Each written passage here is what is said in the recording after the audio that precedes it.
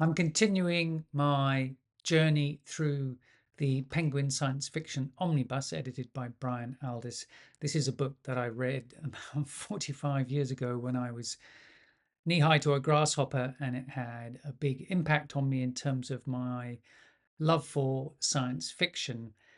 So I'm going to review 6 more stories from this volume. And the first is the short story of mankind by John Steinbeck, who of course is very famous for Of Mice and Men and The Grapes of Wrath. The Grapes of Wrath is a book that absolutely everybody should read. It's I will put that in my top all-time books ever. His story contribution to this is a little bit of a throwaway, almost flash fiction that has a cyclical telling of the story of uh, various advances that happen uh, in the course of human progress and the inevitable bad consequences of them. And it's a humorous little snippet and no more than that. Next story is Skirmish by Clifford D. Simak, and he wrote City and Way Station, although he's famous for those. I have read neither, and I need to read them. Skirmish is about machines on Earth being liberated by a species of alien machine that arrive on Earth and give machines here, or in the 1950s, consciousness. And so there's some rather antiquated bits of machinery, like for example, an old mechanical typewriter suddenly gaining consciousness. And the story is essentially, the twist, I won't give it away, is about how the machines will test their ability to win any competition or battle with humans. And it's the twist at the end is okay. Yeah, I was kind of like, where's he going with this? And when he pulled it off, it was quite good. I enjoyed it, even though the story definitely creaks. It feels like it's from the 1950s.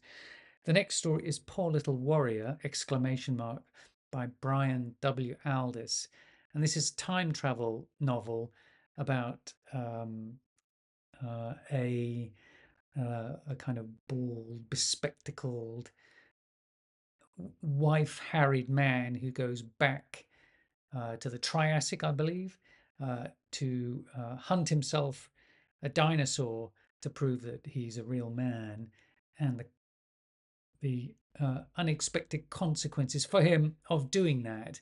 And I think I want to read you just part of that story because it's Aldous at his peak. I'll read the first paragraph. Claude Ford knew exactly how it was to hunt a brontosaurus. You crawled heedlessly through the grass beneath the willows, through the little primitive flowers with petals as green and brown as a football field, through the beauty lotion mud. You peered out at the creature sprawled among the reeds, its body as graceful as a sock full of sand. There it lay, letting gravity cuddle it nappy damp into the marsh, running its big rabbit hole nostrils a foot above the grass in a sweeping semicircle in a snoring search for more sausagey reeds. It was beautiful. Here horror had reached its limits, come full circle, and finally disappeared up its own sphincter movement. Its eyes gleamed with the liveliness of a weak dead corpse's big toe, and its compost breath and the fur in its crude oral cavities were particularly to be recommended to anyone who might otherwise have felt inclined to speak lovingly of the work of Mother Nature. And the rest of the story is told in that vein, and it has a nice little twist at the end. As I say, this is Aldous at his peak. The next story is written by James N. Schmitz, who I've not heard of before, and I don't know any of his work. He wrote a book called The Witches of Carez, and a whole series of books related to that, but which apparently are quite good, but I know nothing about him. His story is Grandpa, and it's a kind of uh, ecological tale from a recently colonized planet. And the twist is an ecological one. It's fun because of the way he imagines the ecology, um, and the twist is related to this curiosity of ecology on the planet that he's writing about. And it's kind of solid. It's good. It has a little bit of a YA feel to it, but I certainly enjoyed it.